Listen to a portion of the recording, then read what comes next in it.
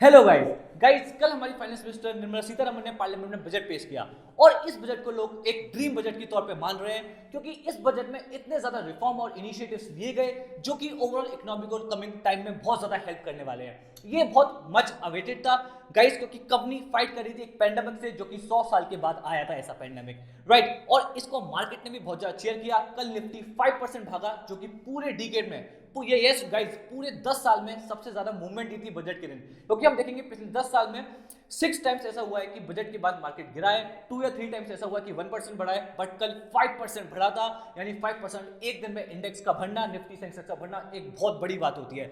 यानी इस बजट को मार्केट ने वेलकम किया है, इन्वेस्टर्स को बहुत पसंद आया है। हम इस वीडियो में हर सेक्टर वाइज एनालिसिस करेंगे और उस सेक्टर में भी जानेंगे कि किस कंपनी को सबसे ज्यादा बेनिफिट मिलेगा रिफॉर्म से जो इस बजट में लाए गए हैं।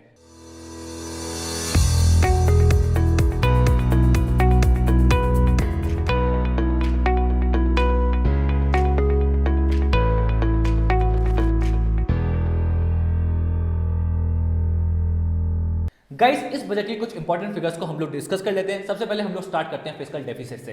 फिस्कल डेफिसिट होता है जो गवर्नमेंट अपना इनकम अर्न करती है उसके रिस्पेक्ट में वो जितना एक्सपेंडिचर करती है उसको हम लोग फिस्कल डेफिसिट बोलते हैं। हमेशा एक्सपेंडिचर ज्यादा रहता है, गवर्नमेंट की इनकम कम रहती है। गवर्नमेंट की इनकम के सोर्सेज वही होते हैं टैक्सेस और बोरिंग्स, और भी 2-3 मेजर से गवर्नमेंट अपनी इनकम अर्न करती है। एक्सपेंडिचर्स गवर्नमेंट अपने पब्लिक वेलफेयर के लिए काफी सारे एक्सपेंडिचर करती है। एक्सपेंडिचर हमेशा ज्यादा रहते हैं और अपनी इनकम कम रहती है। जो ये डिफरेंस होता है एक्सपेंडिचर माइनस इनकम का उसको हम लोग फिस्कल डेफिसिट बोलते हैं। ऑल्दो ये पेंडेमिक का ही था, सारे इन्वेस्टर्स सारी पब्लिक एक्सपेक्ट कर रही थी कि फिस्कल डेफिसिट जाना आने वाला है, बट वो उम्मीद से भी ज्यादा आया। It was around 9.5% estimated for the financial year 20 to 21। But कोई चिंता वाली बात नहीं है, सब लोगों का कहना ये है कि अभी डेस्परेट टाइम है, अभी आप खर्च कीजिए, कोई प्रॉब्लम नहीं है, फिस्कल डेफिसिट की टेंशन मत लीजिए, बाद में वो गवर्नमेंट अपने डिसइन्वेस्टमेंट जो टारगेट बनाया उसके थ्रू रिकवर कर लेगी। और फाइनेंशियल ईयर 2022 का जो 21-22 फाइनेंशियल ईयर है हमारा, उसका गवर्नमेंट ने टारगेट रखा है 6.8%, जो कि हमारी पुरानी फिगर्स जो हमारे लास्ट ईयर तक चल रही थी 2020 तक 5% 4%, उसके मुकाबले काफ़ी ज़्यादा है, क्योंकि गवर्नमेंट का पूरा फोकस इस समय ग्रोथ रिवाइवल पर है। खर्चा ज़्यादा से ज़्यादा करना है जिससे कि मल्टीप्लाई इफेक्ट आए और इकोनॉमी रिवाइव हो, इकोनॉमी को एक बूस्ट मिले, राइट। सो गाइस अब हम लोग दूसरी फिगर्स को डिस्कस करते हैं अपनी ग्रॉस टैक्स रेवेन्यू की। 2020 में हमारे ग्रॉस टैक्स रेवेन्यू से गवर्नमेंट के 20 लाख करोड़ के आसपास, और 21 में ड्यू टू पेंडेमिक भरने की जगह गिर गए और सिर्फ 19 लाख करोड़ के गवर्नमेंट के रेवेन्यू रहे टैक्स के। ये कम इसलिए हुए क्योंकि बीच में एक्टिविटी कम हुई थी, लॉकडाउन की वजह से प्रोडक्शन कम हो गया था, सेल कम हो गई थी, तो गवर्नमेंट को टैक्स के रूप में कलेक्शन भी कम हुआ। ऑल्दो एक्सपेंडिचर बल्कि उम्मीद से ज्यादा हुआ, इसलिए फिस्कल डेफिसिट काफी ज्यादा बढ़ गया जीडीपी का। It was around 9.5% of the GDP expect किया जा रहा है, क्योंकि अभी फाइनेंशियल ईयर खत्म नहीं हुआ, राइट गाइस। और हम लोग जो गवर्नमेंट एक्सपेक्ट कर रही है फाइनेंशियल 2022 में, इस ईयर में यानी 21-22 में, कि हमारे ग्रोथ रिवाइव करेगी, प्रोडक्शन बढ़ेगा, तो इसलिए गवर्नमेंट एक्सपेक्ट कर रही है कि अराउंड 22.2 करोड़ लाख करोड़ का उसका टैक्स के साथ रेवेन्यू आने वाला है। अब डिसइन्वेस्टमेंट टारगेट की बात करें तो हमारा एक्चुअल डिसइन्वेस्टमेंट इस ईयर सिर्फ 30,000 करोड़ का ही हो पाया, ऑल्दो गवर्नमेंट ने टारगेट काफी ज्यादा किया हुआ था, क्योंकि कोविड आ गया, इसलिए गवर्नमेंट जो डिसइन्वेस्टमेंट करने वाली थी, कुछ आईपीओ लाने वाली थी, कुछ प्राइवेटाइजेशन करने वाली थी बैंक्स का, वो नहीं कर पाई, इसलिए अभी तक सिर्फ 30,000 करोड़ ही आया है। ऑल्दो ये जो कमिंग फाइनेंशियल ईयर अपना 22 उसका टारगेट काफी ज्यादा गवर्नमेंट ने रखा हुआ है। It is around 1,75,000 crore, which is very optimistic. But कुछ बड़े बड़े आईपीओ, कुछ बड़ी बड़ी कंपनीज में डिसइन्वेस्टमेंट करने वाली है कंपनीज, जो कि हम लोग इसी वीडियो में जानेंगे, जिससे करने वाली है गवर्नमेंट, जिससे गवर्नमेंट शायद इस टारगेट को इजीली अचीव कर ले, राइट। एक्सपेंडिचर की बात करें तो गवर्नमेंट ने एक्सपेंडिचर अपना 35 लाख करोड़ के आसपास रखा हुआ है। एक्सपेंडिचर का अमाउंट काफी है, ऑल्दो इस ईयर भी 34,000, जैसा कि आप स्क्रीन पर देख पा रहे होंगे, 34 लाख करोड़ के आसपास ही था। बट इस ईयर काफी सारे गवर्नमेंट ने पैकेजेस अनाउंस करे थे कोविड की वजह से, इसलिए इस ईयर ज्यादा है। बट आप पिछले ईयर के कंपेरिजन में करेंगे तो 26 लाख करोड़ के सामने 35 लाख करोड़ काफी बड़ी फिगर है, राइट। गवर्नमेंट काफी सारी सब्सिडीज भी देने वाली है, कैपिटल इन्वेस्टमेंट में भी गवर्नमेंट ने अपना काफी खर्चा बढ़ाया, 5.54 lakh crore rupees government capital expenditure पे खर्च करने वाली है, जो मैं अपने अपकमिंग सेक्शन में कवर करूंगा और बताऊंगा कि किस किस सेक्टर को सबसे ज्यादा बेनिफिट मिलेगा किस कैपिटल एक्सपेंडिचर से, राइट गाइस। और गवर्नमेंट ने हेल्थ केयर में भी कोविड को देखते हुए हेल्थ केयर में भी अपनी स्पेंडिंग बढ़ाई है, और हेल्थ केयर में भी वो काफी ज्यादा अमाउंट उसने एलोकेट किया है। डिफेंस और एग्रीकल्चर, डिफेंस तो एज यूजुअल उतना ही अमाउंट है, कुछ ज्यादा चेंज नहीं है। एग्रीकल्चर में हाँ गवर्नमेंट ने कुछ स्टेप्स लिए हैं, वो भी हम लोग अपने अपकमिंग सेक्शन में कवर करेंगे। So guys let's move to the next section.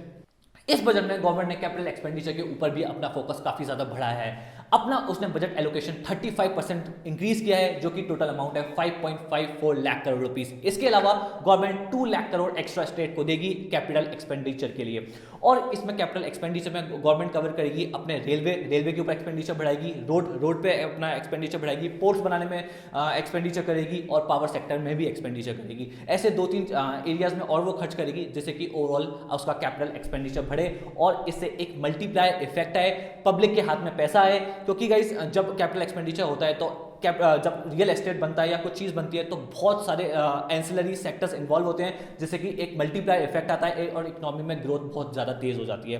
Right guys, so guys इस इंफ्रास्ट्रक्चर के ऊपर जो गवर्नमेंट का फोकस है, इससे कुछ कंपनीज को जो फायदा मिलने वाला है वो है अपनी एल लार्सन एंड टर्बो, इस कंपनी को बहुत ज़्यादा फायदा मिलेगा। दूसरा अपना पीएनसी इंफ्राटेक को फायदा मिलेगा, और सीमेंट कंपनीज लाइक अपनी UltraTech cement, ACC, Ambuja cement, ऐसी कंपनियों को काफी ज्यादा फायदा मिलने वाला है इस गवर्नमेंट की पॉलिसी की वजह से। गाइस जैसा मैंने आपको वीडियो के स्टार्ट में बताया था, गवर्नमेंट का इस साल का टारगेट है डिसइन्वेस्टमेंट का 1,75,000 करोड़।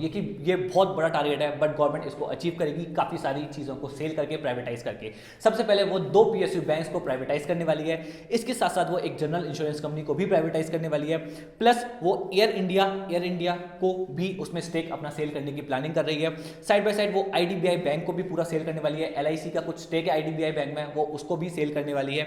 उसके अलावा वो सबसे बड़ा आईपीओ आने वाला है, जो कि एक बहुत बड़ा आईपीओ होने वाला है, जो कि लास्ट ईयर आना था, ऑल्दो पेंडेमिक की वजह से वो नहीं आ पाएगा। वो है एलआईसी का आईपीओ, जिससे कि उसका मेजर कलेक्शन, जो उसका मेजर टारगेट है, उससे ही पूरा हो जाएगा। उसके साथ साथ गवर्नमेंट ने कुछ और प्लानिंग्स भी किए हैं, कुछ उसके पास अनयूज लैंड है, अनप्रोडक्टिव लैंड है, जो गवर्नमेंट की काम नहीं आ रही है, प्लस कुछ असेट्स हैं, उसको भी सेल करके वो ये अपना जो टारगेट है 1,75,000 करोड़ का, उसको अचीव करेगी। इस बजट में गवर्नमेंट ने बैंक्स के लिए भी काफी सारे मेजर्स लिए हैं, स्पेशली पीएसयू बैंक्स के लिए। सबसे पहला मेजर गवर्नमेंट ने लिया है वो है एआरसी सेटअप करने का। Yes guys, ARC asset construction company setup करने का, जिसका काम होगा जो बैंक के सारे बैड लोन्स हैं, जो सारे एनपीएस हैं, वो उसको टेक ओवर कर लेगी और धीरे धीरे रिकवर करती रहेगी। तो इससे फायदा अपने बैंक्स को ये मिलेगा, स्पेशली पीएसयू बैंक्स को ये मिलेगा कि वो अपना सारा फोकस अपने कोर बिजनेस पे लगा पाएंगे, that is lending of the money and helping in the economic revival. So guys, अपने मेन बिजनेस पे अपनी बैंक्स फोकस कर पाएंगी, अपने सारे एनपीए को ऑफलोड कर देंगी और वो इस एआरसी कंपनी को दे देंगी। इसके हिसाब से हम लोग अंदाजा लगा रहे हैं अराउंड 3 लाख करोड़ रुपीस का ये बैलेंस शीट से क्लीन हो जाएगा। जो सारे एनपीएस हैं, सारे बैंक की बैलेंस शीट क्लीन हो जाएगी और बाद में वो एआरसी की हेक्टिक होगी।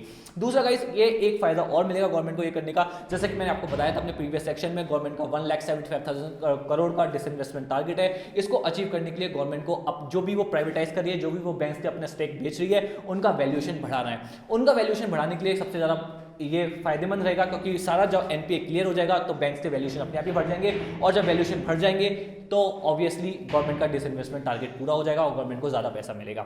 इसके साथ साथ गवर्नमेंट ने डिसाइड किया है कि गवर्नमेंट 20,000 करोड़ एक्स्ट्रा इन्फ्यूज करेगी बैंक्स में। जो बैंक्स को इस समय कैपिटल की जरूरत है वो हेल्प करेगी। 20,000 करोड़ काफी बड़ा अमाउंट है इसके साथ एडिशनल।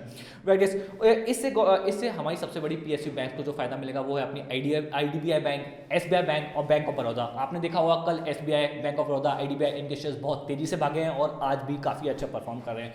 तो ओवरऑल हम लोग पीएसयू बैंक की पीएसयू इंडेक्स की बात करें तो आप प्लान कर सकते हैं कि पीएसयू इंडेक्स के लिए हम लोग लॉन्ग जा सकते हैं, आप बट डिसीजन आपका है, मैं बस सारे पॉइंट्स अपने आगे रख रहा हूं। चलिए हम चलते हैं अपने नेक्स्ट सेक्शन की तरफ।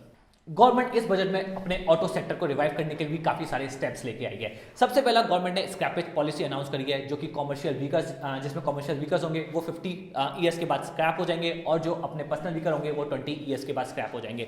इससे काफी ज्यादा फायदा मिलेगा, इससे डिमांड बढ़ेगी ऑटोमोबाइल्स की और ऑटोमोबाइल इंडस्ट्री बूम करेगी।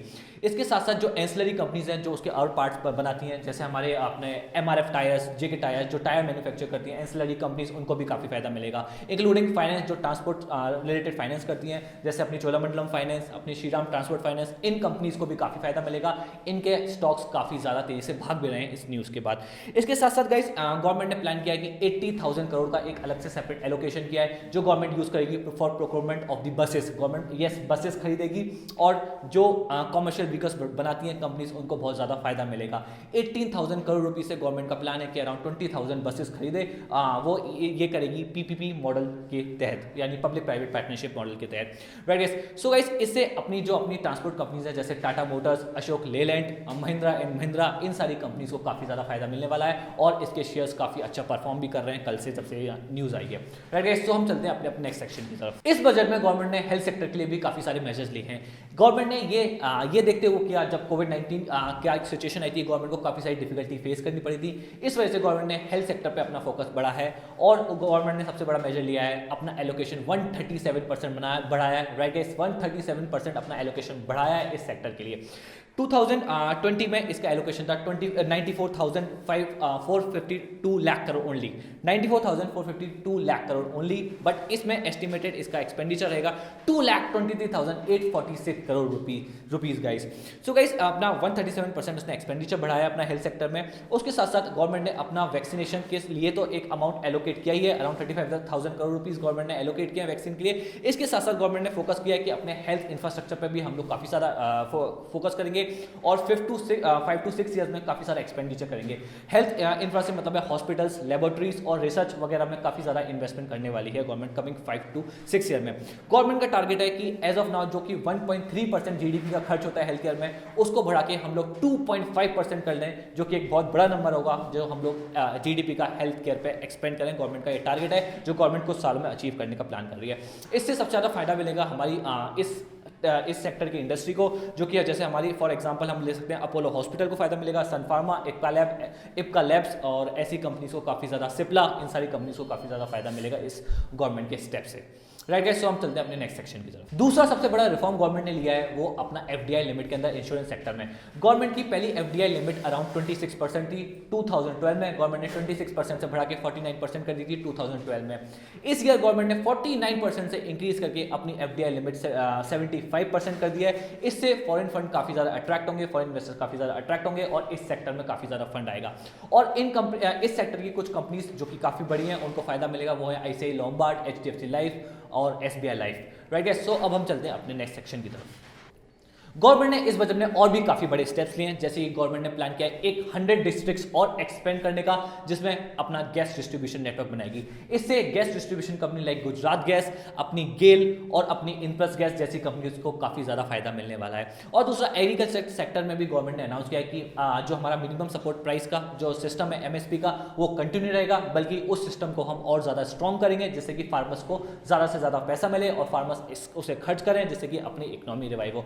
और इसके अलावा भी गवर्नमेंट ने काफी सारे मेजर्स लिए हैं। ओवरऑल ये बजट बहुत अच्छा बजट है, जैसे कि जिसे इन्वेस्टर्स ने बहुत ज्यादा अप्रिशिएट किया है और इन्वेस्टर्स आप उससे अंदाजा भी लगा सकते हैं कि कितनी ज्यादा बाइंग कर रहे हैं मार्केट में और मार्केट बूम कर रहा है। आज भी इंडेक्स हमारा अराउंड 3% अप है और कल हमारा इंडेक्स 5% अप पे क्लोज हुआ।